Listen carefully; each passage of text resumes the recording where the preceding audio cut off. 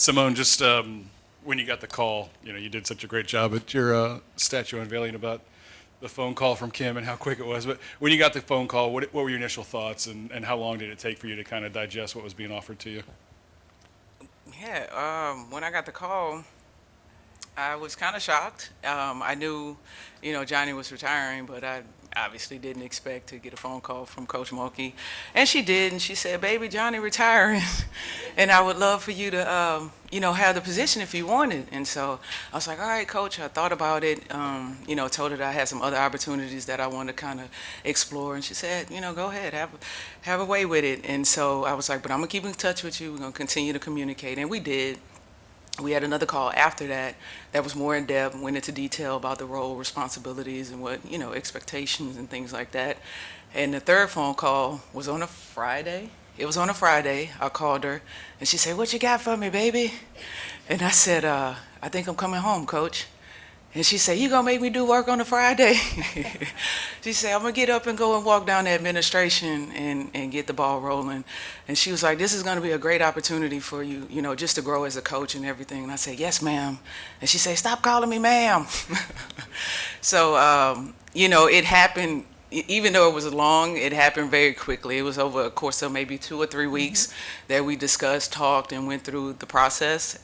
And, based on the other opportunities I had, she even said it herself. She was like, "Baby, you're going to get more experience here than you're going to get anywhere else." And it has been, right away. I've only been here a few days, and I'm right into it, just like everyone else. I'm getting my elbows into it, getting right to the work. So I'm excited. Simone, Reed Darcy, the advocate. Why did you ultimately, make the decision to come home? Why did you decide to do it? Why not? I mean, it's home. I've been away for over 20 years. Obviously, just coming in and out whenever I had time, throughout the seasons or whatever breaks that I had.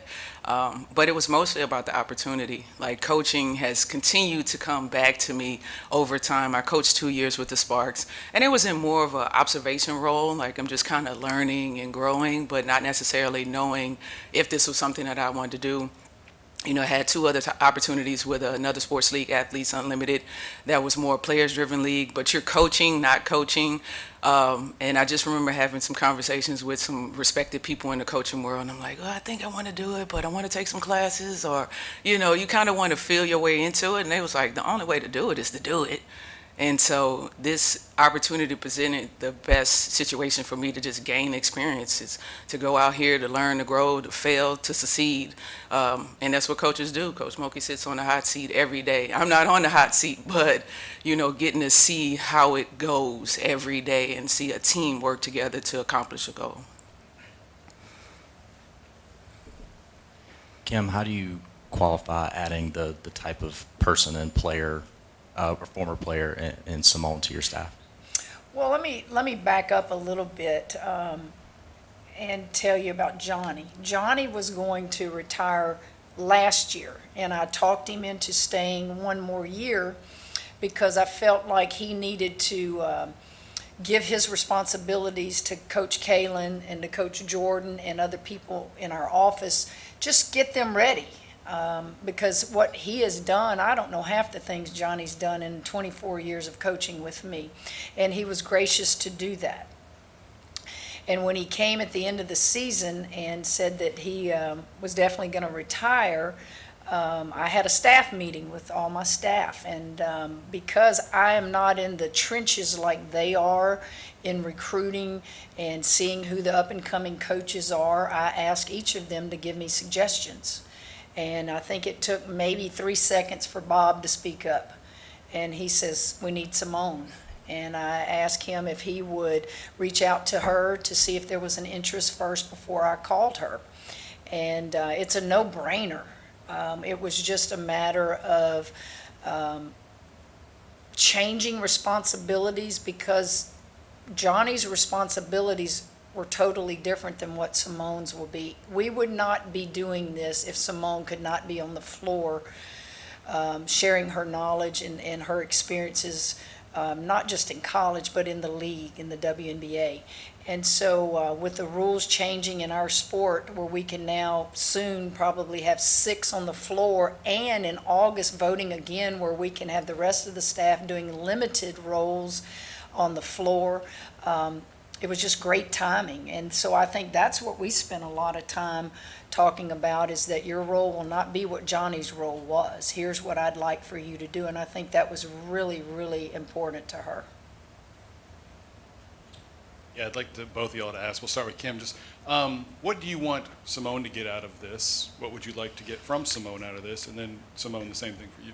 Well, I think just her name brings such a positive in all aspects. Anyone that follows this game knows who Seimone Augustus is. It's not just a Louisiana player. She's just I can't even keep up with how many medals she has now and championships. But she still didn't get that one championship when she played on Mulkey, right? I'm going to let her and Bob hear that till the day I retire. But it was just, Seimone deserves this. We deserve it. Our state, our sport deserves it. And this is her school. This is where she grew up. You guys covered the statue unveiling. Well, that was crazy, the crowd. And those people, a lot of them, that's the first time they've probably seen Seimone since she left LSU. And now you will bring that crowd back to LSU because of their love for Seimone and her family. What you hope all your coaches do is learn. And then as you learn and you want to go on and become a coach, don't change your personality. Be who you are and take the good from who you learn from.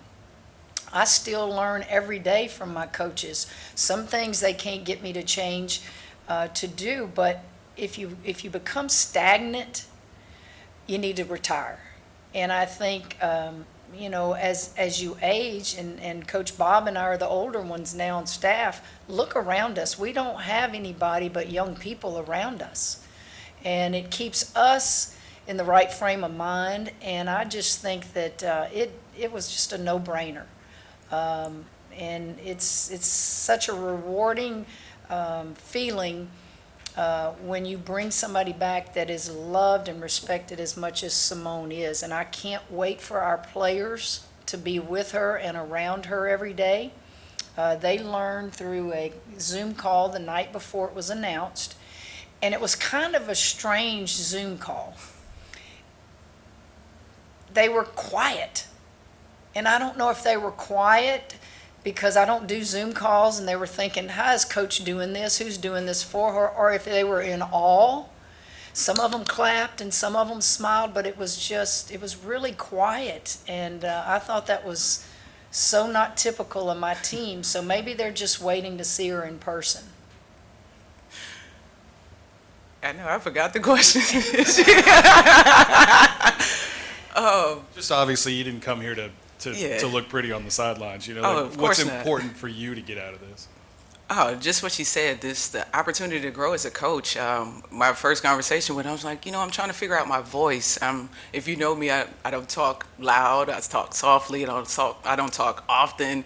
And so that's something that I always thought about when I thought about coaching. I'm like, how is that going to sound? What did this feel like? Who is Coach Money? It's an identity thing for myself and many other coaches. Everyone has had to find their way. And so I think this presents a great opportunity for me to do that alongside of a legendary coach that has been around for 20 plus years. I've played, for Coach Starkey and seen the ways of, these great coaches and these great minds and how they're able to instruct these young ladies and help them, accomplish their goals. I can remember coming here and Coach Starkey just showing me video in the minute details of a free throw. My percentage dropped from like 90 to 89% one season, and he was like, it's because your hand is going out to the right, and just being able to instruct me. We watched 5 clips of me missing this shot, and it clicked for me. And from there, it went on to other things, different defensive concepts, stuff like that, that you don't know that as a player. We're just executing the game plan. So now it's like you're in it to learn about execution, practice planning, saving mental, physical help. Like all of this stuff goes into it. But then also when she speaks on the WNBA aspect or international play, I think about our goal, our job is to get them there, but not just get them there, to keep them there. Let them have value. They want to stay there and play. I don't know if it'll be 14, 15, 16 years like myself, but when you're there, you want teams to move mountains for you, to be able to get you on their team because they feel like you're a valuable asset that they need to have. And so hopefully I can instill that in some of the girls that, looking forward, we have an Anisha Morrow, you got Michaela, you got Flajia, and some great talented players that are looking forward to the draft in the next few years that, we need more Lady Tigers there. Seimone, this is, if you would reflect on, this is quite a year for you. You're going in or have gone into 3 halls of fame, and now you're coming back home. I mean, just what is this? Obviously, it's a life-changing time, but what has this all been like for you? It's an ending. You're finishing your playing career and you're being awarded for everything that you've done over the course of that time. But it's a new beginning, and a beginning that started, like I said, with the Sparks. But this feels like an official beginning. Like the work really does start. And to think, we're just having a conversation the other day. It's the 50th year anniversary. Coach Gunner's birthday was yesterday. It's just so many amazing alignments. When you think about divine timing and things happening. Just to be back here and to be able to celebrate a 50th season, to be able to be here with Coach Mulkey, be able to be here with Coach Starkey, the staff, everyone, people that I've known or seen throughout the course of my time. Now I'm going to get to share some intimate time with them and actually get to learn and grow and hopefully become a great coach someday. Coach, in previous years, how much have you heard from fans? Like, wouldn't it be great if you had Seimone on the staff? And then, Including you? and Seimone, likewise, I'm sure people told you, oh, we'd love to have you on the staff. I'm just curious if you've heard that from the fans. I probably don't hear a lot of things from fans because I don't put myself in a position to hear a lot. But obviously, those who are close enough to me that are comfortable, that will text or call, it was like, Mulkey, you did it again. You pulled off another grand slam. We are the beneficiary of what this young lady and many others did before any of us ever got here as a staff. And I'm so excited because she doesn't realize we're going to learn from her too, because she's been in the WNBA. And we don't know that league. We're college coaches. We certainly support the league. I can't wait to go see them play this year, which will be a first for me. I spend my summers with my family, and I'm going to make a point to go see my Baylor players in the league and Angel, and because it is something special going on right now. And it's carried over from college to the WNBA. And I want to go see it for myself. And everybody in this town is ecstatic. And she can probably answer it better than I can because she knows more people probably than I do. But people's eyes are big, like, wow. Yeah, the outpouring of love, once it dropped at 10 o'clock the other morning, it was just ridiculous. Everybody, people I haven't heard from in years, just, sending their love. All my cousins, every cousin that I have here, people just reaching out. So it's just going to be amazing because everybody's now, like she said, everyone's like, I'm coming back, season tickets, I can't wait. So it's going to be a great, experience, the merging of 2 different cultures, people just enjoying LSU women's, basketball and getting back to what we know and just kind of enjoying it. Like she said, with the WNBA, it's just been an amazing boom. We had an expansion today where we got a team in Toronto, which means more jobs, which means more opportunities for us to get players into that league and keep them there. But I'm just excited about being home, Food. I've been working out daily. You know, every time I would have friends, teammates, whoever would come down and visit, I'm like, "I lose 10 pounds before you come down, just so you can enjoy yourself and not feel guilty about it." So now I'm home. I got to continue to work out so I don't put that 10 pounds back on. But, you know, I'm always happy to be home. The weather, the food, the people, the culture, it's going to be amazing. For both of you, a couple years ago when you unveiled the statue, was this possibility, in the back of your minds at all? Was this something that you thought, might happen one day? You know, truth be told, Coach Mulkey reached out to me when she first got here, but I was in the infancy stages of my coaching career.